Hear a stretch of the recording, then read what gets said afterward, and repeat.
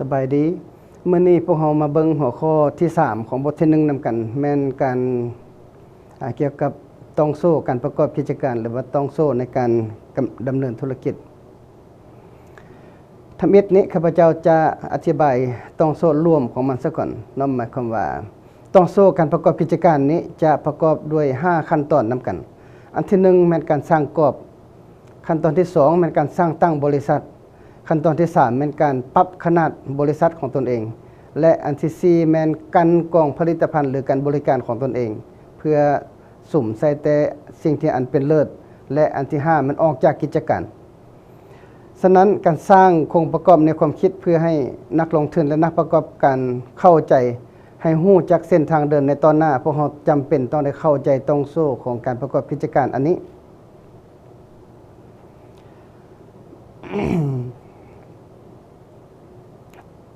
ย้อนอย่างเอกนั่นหมายความว่าถ้าว่าพวกเราฮู้จักขั้นตอนการประกอบกิจการอันนี้พวกเราจะสามารถอันที่1มันคาดคะเนและหลีกเลี่ยงเหวลึกหมายความว่าบริหารความเสี่ยงหลีกเลี่ยงข้อผิดพลาดเพื่อบ่ให้ตกเหวดังกล่าวอันที่2นี้แม่นให้ฮู้จักบ่ที่ควรเอาใจใส่ในแต่ละบัดกล่าวหมายความว่าแต่ละจุดนั้นพวกเราต้องได้สุมใส่อีสังตัวอย่างว่าในการสร้างกรอบที่สุมใส่หยังแดในการสร้างตั้งบริษัทสุมใส่หยังและการปรับขนาดบริษัทสุมใส่หยังและการในการกันกองเอา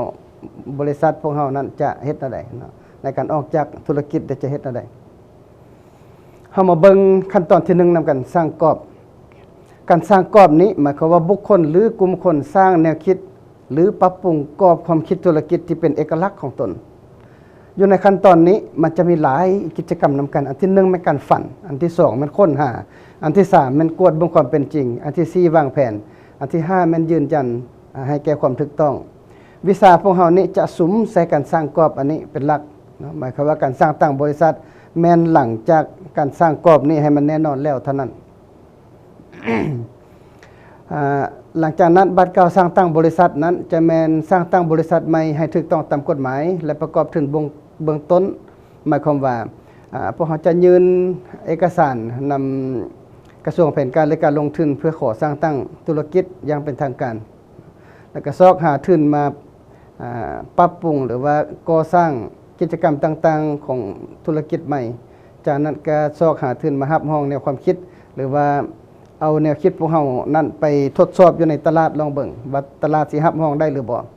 อันนั้นเป็นขั้นตอนที่2ขั้นตอนที่3นี้แม้นเวลาเราสร้างตั้งบริษัทใดหนึ่งขึ้นมานั้นยอดขายมันจะมีการขยายตัวอย่างไวว่าพร้อมทั้งลูกค้าเช่นเดียวกันเนาะอาจจะมีการเพิ่มทวีขึ้นอย่างไวว่าฉะนั้นพวกเราต้องได้ปรับขนาดบริษัทของพวกเราต้องได้ประกอบทุนขยายกิจการเฮ็ดให้ธุรกิจพวกเรามีการขยายตัวอย่างว่องไวอยู่ในนี้จุดนี้จะเป็นจุดที่สำคัญหลายย้อนว่าหลายบริษัทจะเจอเหวลึกอยู่ในจุดนี้ย้อนว่าเวลาบริษัทขยายตัวอย่างไวว่าแล้วธุรกิจดังกล่าวบ่สามารถปรับตัวได้อย่างทันการยกตัวอย่างว่าการเฮ็ดร้านอาหารถ้าว่าเฮาเฮ็ดร้านอาหารสร้างตั้งร้านอาหารขึ้นมาคนเข้ามาร้านอาหารหลายและพวกเราบ่สามารถอนามัยได้ดีบ่สามารถปรับรสชาติให้มันมีเอกลักษณ์ของตนเองการบริการกระซักซ่าลงจะเฮ็ดให้เป็นจุดที่เฮ็ดให้ธุรกิจมีปัญหาถ้าว่าผ่านพาจุดนี้ไปบ่ได้ ฉะนั้นอยู่ในการปรับขนาดนี้มันต้องมีการพัฒนาผลิตภัณฑ์ของตนเองให้มันดีนะสร้างยี่ห้อให้มันนักแน่นแล้วก็ขายให้ได้หลายเท่าที่จะหลายได้ดำเนินงานให้มันสอดคล้องกับความต้องการในการพัฒนาธุรกิจของตนเองขั้นตอนที่4นี้แม้นขั้นตอนที่บริษัทหมายความว่าเติบโตเต็มที่แล้วหมายความว่ายอดขายสูงนะมีกำไรมีเงินสดติดบวกอยู่เสมอดำเนินงานยังยืนยงด้วยตนเองได้อยู่ในนี้บริหารบริษัทให้สู่การเติบโตสามารถคาดคะเนได้เป็นสิ่งที่สำคัญอยู่ในจุดนี้พวกเราต้องสามารถคาดคะเนรายรับได้สามารถคาดคะเนกำไรได้ในทุกปีจะเป็นจุดพัฒนาสูงสุดของบริษัทแล้วมาฮอดจุดนี้จะแมนจุดที่บริษัทกำลังงามเนาะพวกเราสามารถขายบริษัทได้อันนี้จะเป็นจุดที่มันจะออกจากบริษัทจังแมนบัตร9ที่5การจะออกจากธุรกิจนี้ สิ่งที่สำคัญที่สุดแมนต้องบรรลุสภาพคล่องแก่ผู้ถือหุ้นนักลงทุนภายนอกเห็นว่าบริษัทเราดีนะผู้สร้างตั้งก็ถือว่าภูมิใจกับผลสำเร็จและกับพนักงานที่เลือกถือหุ้นพวกเขาเจ้าก็ดีใจฉะนั้นอยู่ในขั้นตอนนี้อาจจะมีสองอย่างอันนึงแมนการรวมตัวหรือว่าซื้อหรือว่าขายกิจการให้ผู้อื่นโดยที่พวกเขาออกจากกิจการดังกล่าวอันที่ดีที่สุดนั้นแมนการเข้าจดทะเบียนในตลาดหลักทรัพย์หมายความว่าเข้าในตลาดหุ้นอันนั้นเป็นสิ่งที่ดีหลายในการออกจากธุรกิจหลีกเลี่ยงที่สุดบ่ให้มีการล่มละลายเป็นทางออกของธุรกิจอันนั้นเป็นสิ่งที่บ่ดีเฮามาเบิ่งรายละเอียดของบาทเก่าการสร้างกรอบนำกันว่าเฮาสิเฮ็ดจั่งใดสร้างกรอบใหม่เนาะหมายความว่าอยู่ในนี้มันมีสิ่งท้าทายทางด้านการวางแผนในการสร้างตั้งบริษัทใหม่หลายสิ่งสำคัญอันทำอิฐ คือได้เว้ามาเมื่อก่อนเนาะต้องได้ฝันและการยืนยันความถูกต้องต้องได้ค้นหาต้องมีการวางแผนให้มันชัดเจนอยู่ในบาทเก่านี้เฮามาเบิ่งการสร้างกรอบนำกันอีกเนาะถือว่าเป็นขั้นตอนที่1นี่มันฝันเท่าใดการฝันนี้แม้การสร้างจินตนาการเนาะคือประธานไกรสอนเพิ่นเว้าอยู่ในแต่ก่อนเพิ่นก็เว้าว่าจินตนาการใหม่จินตนาการใหม่อันสร้างจินตนาการนี้แม่นการฝันหาสิ่งใดสิ่งหนึ่งที่ใหม่เนาะหมายความว่าเฮาจะเฮ็ดได้จะฝันได้เนาะมันมาจากอันนึงมันประสบการณ์ส่วนบุคคลเฮามีประสบการณ์หลายเฮามีความรู้หลายเฮาได้เห็นหลายบอนหลายที่อันนั้นก็แม่นสิ่งที่พวกเฮาสามารถค้นคิดหาสิ่งใหม่จากประสบการณ์ดังกล่าวอันที่2นี้มาเกิดจากวงจรอาชีพวงจรอาชีพนี้หมายความว่าการพัฒนาอาชีพใดอาชีพหนึ่งเวลามันก้าวหน้าไปพวกเฮาจะมีอันใหม่ขึ้นมาตลอดเนาะหมายความว่าคืออาชีพคู่พวกเฮาแต่ก่อนพวกเฮาก็ใช้กระดานใช้โซขาวเท่านั้นแต่ว่ามาฮอดปัจจุบันนี้จะมีการพัฒนามีโอกาสใหม่ขึ้นมาตลอดมีเทคโนโลยีใหม่มารับใช้การศึกษามีคอมพิวเตอร์มีอินเทอร์เน็ตมีเครื่องสาย PowerPoint มี e-learning อีกสิ่งต่างๆมันจะมีการพัฒนาตามวงจรวิชาชีพอันใดอันหนึ่งอีกวิธีหนึ่งแม่นระดมสมองหมายความว่าเฮาจะไปซอกโอ้ลมกับผู้ที่เขาจะรู้จักผู้ที่มีประสบการณ์หรือว่าเอาคนหลายๆคนหลายสาขาวิชาชีพมานั่งนำกันระดมสมองในสิ่งที่พวกเราต้องการเฮ็ดอันนั้นก็เป็นอีกวิธีการหนึ่ง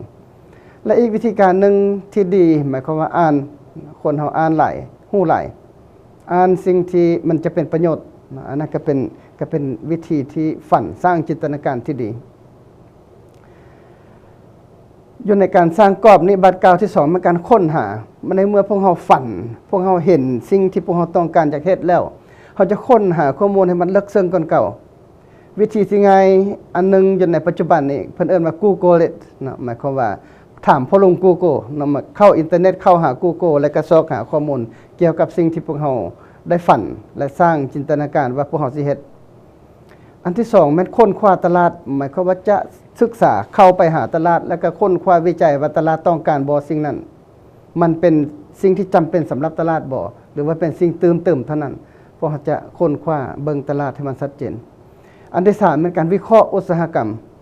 หมายความว่าอุตสาหกรรมนี้มันมีขนาดใหญ่ปานใดมันมีความก้าวหน้ามีความเจริญเติบโตส่ำใดในปัจจุบันและอันสุดท้ายจึงแม่นวิเคราะห์การแข่งขันมีจักบริษัทแล้วที่เฮ็ดธุรกิจอันนี้ฐานะเขาเจ้าเป็นอะไรเขาเจ้าอยู่ในขั้นตอนพัฒนาแล้วหรือว่าขั้นตอนสร้างตั้งใหม่อันนั้นก็เป็นสิ่งที่สำคัญหลายในการค้นหา อีกอันนึงในการค้นหานี่พวกเราอาจสามารถเข้าอยู่ในเว็บไซต์มันมีเว็บไซต์ที่เรียกว่า Patterns Online อยู่ใน Patterns Online นี้มันจะมีหลาย pattern ที่เขาเจ้าได้จดลิขสิทธิ์ไว้แล้วแต่ว่าหมดอายุกันที่เราสามารถนำเอาสิ่งดังกล่าวมาหมุนใช้ได้ในกิจการของพวกเรามันอาจจะมีประตังที่ค่อนข้างว่า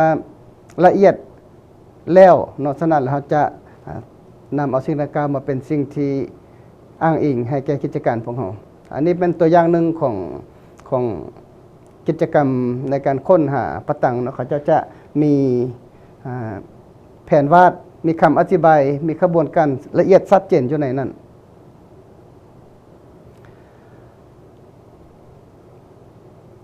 อีกขั้นตอนต่อไปแม่นขั้นตอนที่3ของการสร้างกรอบนี่มันกวดเบิ่งความจริงนั่นหมายความว่าถ้าว่าเฮาฝันมาแล้วเฮาค้นหาข้อมูลหลักฐานละเอียดแล้วพวก เฮาจะไปเบิ่งว่าธุรกิจอันนี้มันสิเป็นไปได้หลายน้อยส่าใดฮะต้องกวดกาบางคนเป็นจริงอันนั้น อันที่หนึ่งมันต้องไปถามผู้ที่ปรึกษาที่สามารถไว้ใจได้หมายความว่าคนที่พวกเราสามารถเชื่อมั่นได้เว้าความจริงต่อพวกเราอันนั้นเราต้องได้ซอกหาผู้ปรึกษาที่ดีแล้วก็โอลมเขาเจ้าเกี่ยวกับสิ่งที่พวกเราจะเฮ็ดอันที่สองนี้จะไปหาเชี่ยวชาญทางด้านเทคโนโลยีนั่นหมายความว่าเทคโนโลยีที่พวกเราคิดขึ้นมานี่เขาจะสามารถเฮ็ดให้ได้บ่หรือว่าเรามีความสามารถในการค้นคิดหรือว่าประดิษฐ์สิ่งใหม่ๆเกี่ยวกับเทคโนโลยีอันนี้มานำใช้บ่หรือว่าเทคโนโลยีที่มีอยู่ในท้องตลาดนั้นเราสามารถนำเข้ามาหมุนใช้อยู่ในธุรกิจที่เรากำลังวางแผนได้บ่อันนั้นจะเป็นเครื่องมือที่สำคัญอีกอันต่อไปอันสำคัญแม่นผู้ที่จะลงทุนนำธุรกิจพวกเราหมายความว่าเรามีแนวคิดที่ดีแล้วแน่นอนแล้วว่าเราจะบ่มีทุนหลายถ้าว่าจะไปยืมธนาคารก็ค่อนข้างว่าจะเข้าหายากและก็การกู้ยืมก็มีต้นทุนสูงพวกเราอาจจะไปซอกหาผู้ที่จะมาลงทุนร่วมนำพวกเราอยู่ในกิจกรรมดังกล่าวฉะนั้น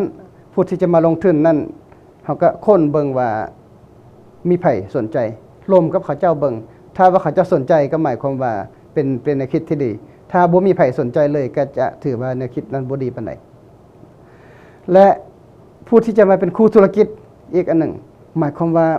ถ้าหากว่าเราจะเฮ็ดสิ่งใดสิ่งหนึ่งจะมีผู้สนองเราขึ้นเอาใดจะมีผู้เอาไปจำหน่ายให้พวกเราขึ้นเอาใดจะมีผู้เฮ็ดการตลาดให้เราขึ้นเอาใดอันนั้นผู้ที่จะมาเป็นคู่ธุรกิจพวกเราตัวใดซอกฮู้เบิ่งว่าเขาเจ้ามีความเป็นไปได้สูงส่าใดเขาจะสนใจหลายน้อยส่าใดอันนั้นก็เป็นขั้นตอนที่3อยู่ในขั้นตอนที่4แม่นขั้นตอนการวางแผนอันนี้เป็นสิ่งที่สำคัญที่สุดในการวางแผนในการวางแผนนั้นพวกเราจะมีหลายอย่างคือบรรณาธิการเห็นอยู่ในรูปพีระมิดอันนี้พวกเราต้องได้สร้างยี่ห้อขึ้นแนวใดเนาะสร้าง elevator pitch หมายความว่าอธิบายธุรกิจของพวกเราสั้นๆภายใน1นาทีหรือว่าน้อยกว่า1นาทีพวกเราที่สามารถอธิบายได้ขึ้นแนวใดพวกเราต้องได้วางแผนอันนี้เราต้องได้วางแผนประวัติความเป็นมาของบริษัทพวกเราสร้างบทคัดย่อมาขึ้นแนวใดหมายความว่าเราจะกล้าเกี่ยมบรรยายให้นักลงทุนฟังขึ้นแนวใดจะวิเคราะห์การเงินขึ้นแนวใดสร้างแผนธุรกิจให้มันละเอียดชัดเจนเพื่อจะเอาไปให้ผู้ที่เกี่ยวข้องเบิ่งเป็นต้นวัฒนาคารบ่หรือว่าผู้ที่จะมาลงทุนนำบ่หรือว่าผู้ที่จะมาเฮ็ดเวียกช่วยพวกเราบ่พวกเราต้องได้มีแผนธุรกิจชัดเจนให้เขาเจ้าเบิ่งมีบัญชีการเงินอย่างละเอียดถี่ถ้วนหมายความว่าเราต้องได้กะเกี่ยมการเงินขึ้นแนวใดจะประกอบทุนอยู่ในแต่ละขั้นตอนขึ้นแนวใดแดหลายปานใดจะเฮ็ดเอาทุนกู้ยืมบ่หรือว่าจะเอาทุนประกอบทุนจากนักลงทุนอื่นๆแล้วก็คงเขตความรู้ที่พวกเขามีนี่มีอย่างต้องได้กะเกี่ยมสมนั้นให้มันละเอียด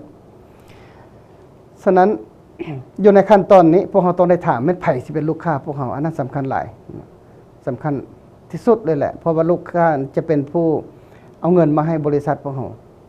ขาต้องเข้าใจเขาเจ้าว่าเขาเจ้าต้องการอย่างเขาเจ้าต้องการแก้ไขปัญหาอย่างเขาเจ้า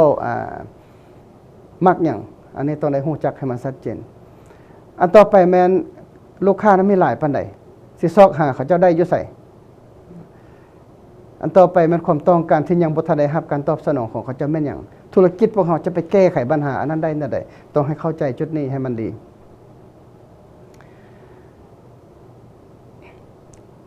ในการวางแผนอันต่อไปนี้เบิ่งจะผลิตภัณฑ์ของพวกเขาจะออกแบบแนวใดการบริการของพวกเขาจะออกแบบแนวใด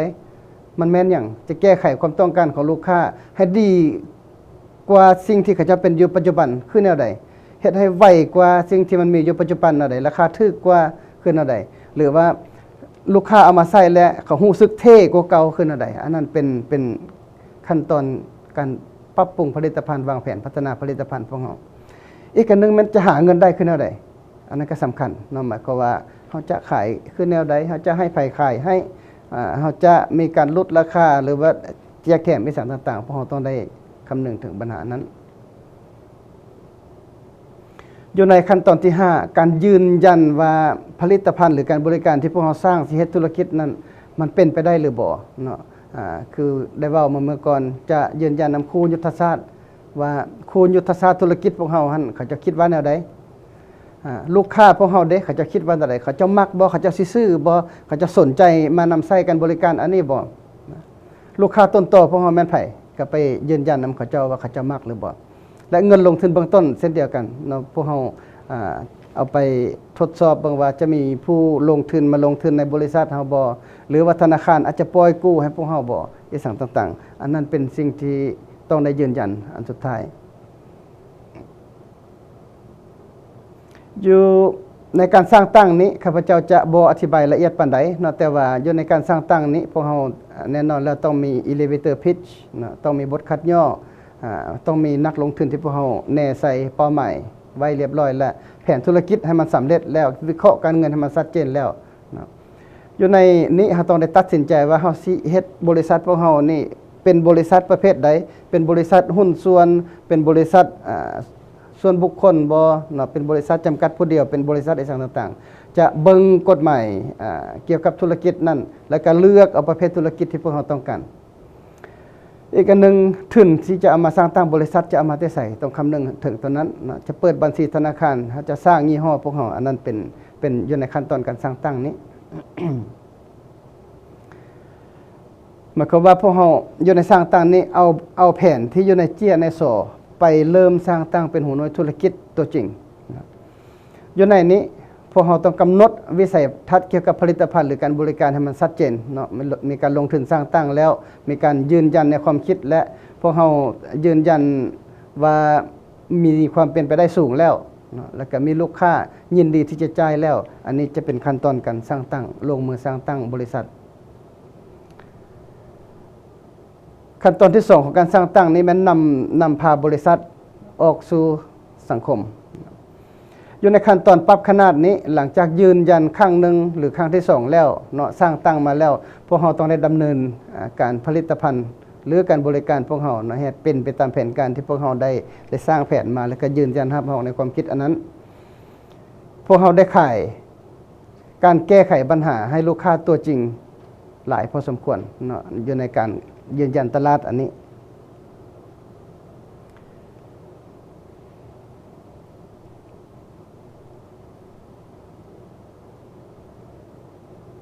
อยู่ในการปรับขนาดอีกอันนึงแมนสิ่งที่ท้าทายแมนการสร้างกลไกดำเนินงานของธุรกิจอันนั้นจะแมนสิ่งที่สำคัญหลายอยู่ในขบวนอันนี้พวกเราต้องได้สร้างกระบวนการที่ได้เฮ็ดเริ่มขึ้นได้ไวนั่นหมายความว่า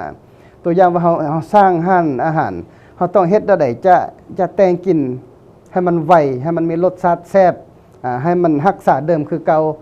เฮ็ดให้หลายรักษาคุณภาพและรสชาติไว้ได้หรือว่าการบริการอย่างสม่ำเสมออันนั้นเป็นสิ่งที่พวกเราต้องได้เฮ็ดอยู่ในระยะปรับขนาดอันนี้พวกเราอาจจะเฮ็ดแบบแผนให้แฟรนไชส์หมายความว่าขายลิขสิทธิ์คือตัวอย่างพวกเราเดี๋ยวนี้จะมีปั๊มน้ำมันตัวอย่างนะพวกเราจะมีขายแฟรนไชส์ให้บริษัทผู้ที่ต้องการเฮ็ดปั๊มน้ำมันหรือว่าห้าง Employ Mart ต่างๆผู้ใดอยากเฮ็ดห้าง Employ Mart เขาจะก็ไปคอนแทรคขายแฟรนไชส์กัน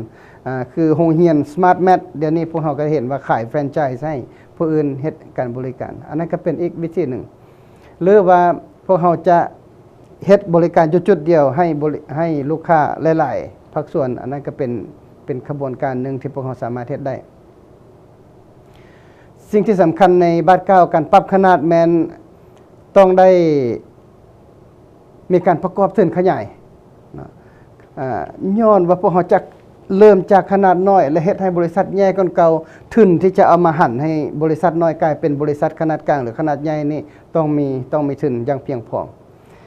และเราต้องคำนึงถึงถ้าหากว่ามีการเติบโตไวกว่าปกติที่พวกเราวางแผนไว้พวกเราสิเฮ็ดจั่งใดอันนั้นเป็นอีกจุดหนึ่งที่พวกเราต้องได้